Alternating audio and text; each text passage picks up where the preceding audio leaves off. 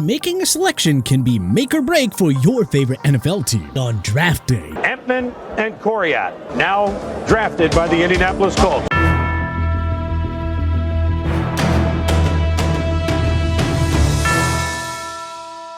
Some years, there's just a complete lack of talent in the draft. Let us dive into the 10 worst NFL drafts of all time.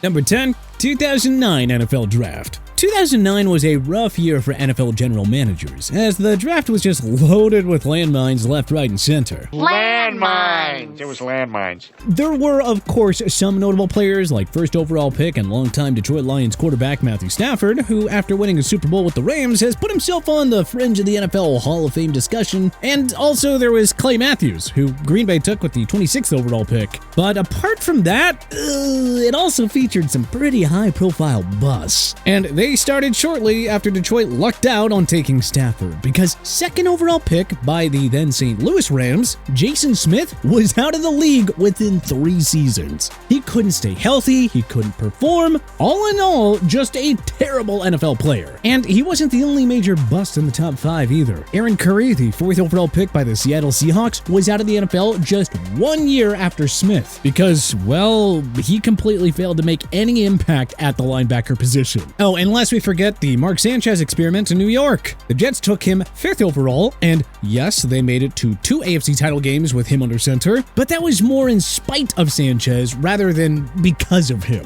Now, in fairness to the Jets, outside of Stafford, there just really wasn't a lot of quarterback talent in this draft. Josh Freeman and Pat White were taken in the 1st and 2nd round respectively, and you could argue that neither guy really was as good as Brian Hoyer, who went undrafted. 2009 was just a shallow talent pool across the board. Number 9, 1999 NFL Draft. The 1999 draft was a tough one for many NFL teams, as it only netted just 2 Hall of Famers. But it was even worse for teams going after top quarterback prospects. In fact, the 99 draft will likely go down as one of the all-time worst, if not the all-time worst draft for quarterbacking talent. Starting with Tim Couch, the 1st overall pick by the Cleveland Browns, who struggled with injuries and simply wasn't a good quarterback in the NFL. I mean, after all, the guy lasted only 5 seasons in the league, which is pretty tough to do as a top quarterback pick. Then there was Akili Smith, the 3rd overall pick by the Cincinnati Bengals, who only threw 5 touchdown passes in 4 seasons in the NFL. Oh, and then we had Cade McNown, the 12th overall pick by the Chicago Bears, who raised the stakes lasting just 2 seasons as a starter and throwing more interceptions than touchdowns. Now, despite these failures, the draft does have Donovan McNabb to hang its hat on. He was selected 2nd overall, and though he was never able to get over the hump into the truly elite tier of quarterbacks, there's no denying that he had a very successful career. I'm Donovan McNabb.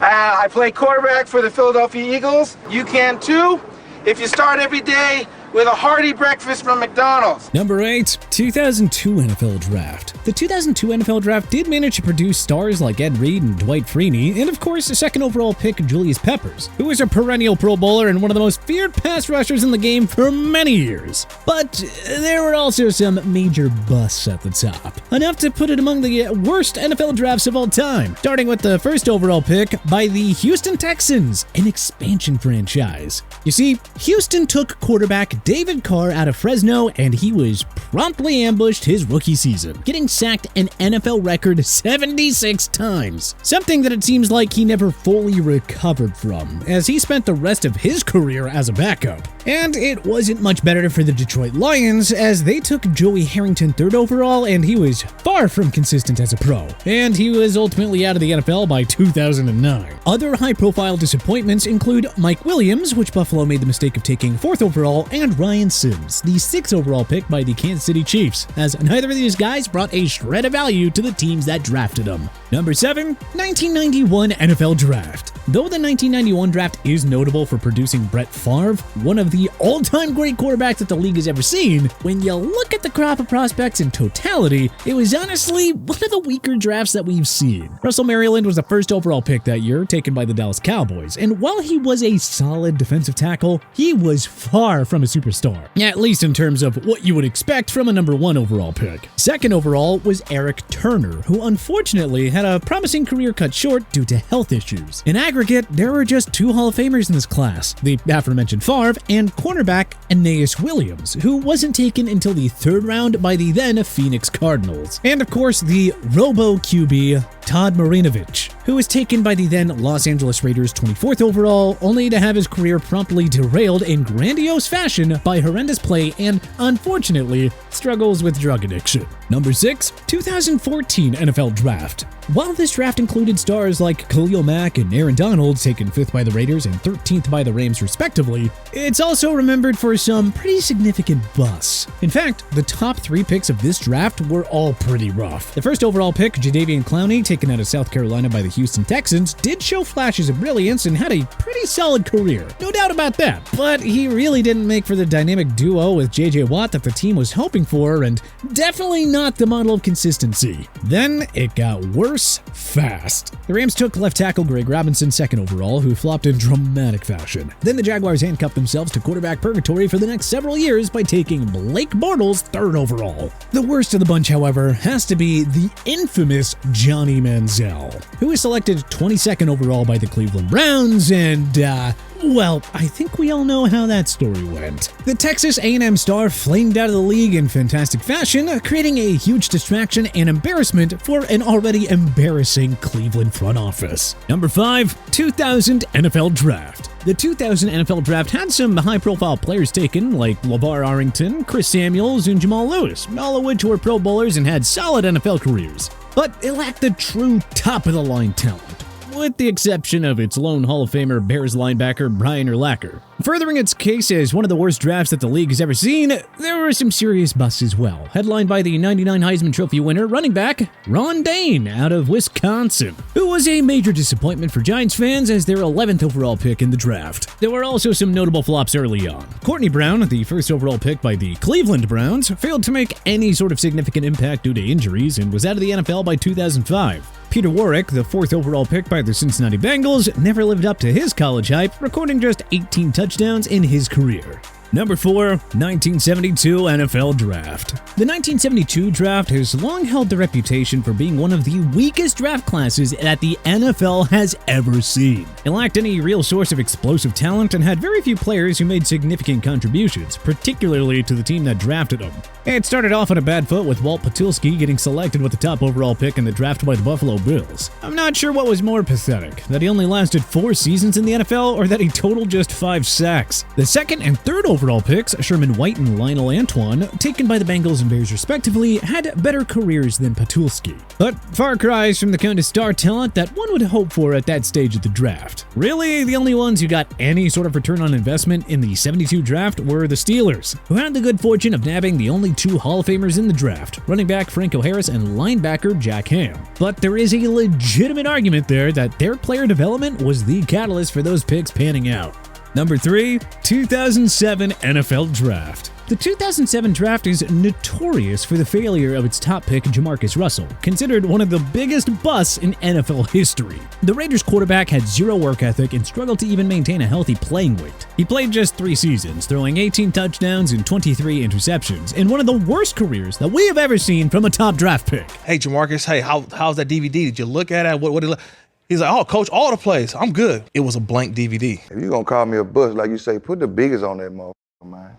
I love it. The other notable quarterback in this draft, Brady Quinn, selected 22nd overall by the Cleveland Browns, failed to live up to the hype as well. The Notre Dame standout started just 12 games in his entire career. There were a few Hall of Famers in this class, like Darrelle Revis, Patrick Willis, and higher in the draft, Calvin Johnson and Joe Thomas, who were taken 2nd and 3rd. But with the high-profile QB strikeouts, it has gained a bit of a reputation for being most dubious.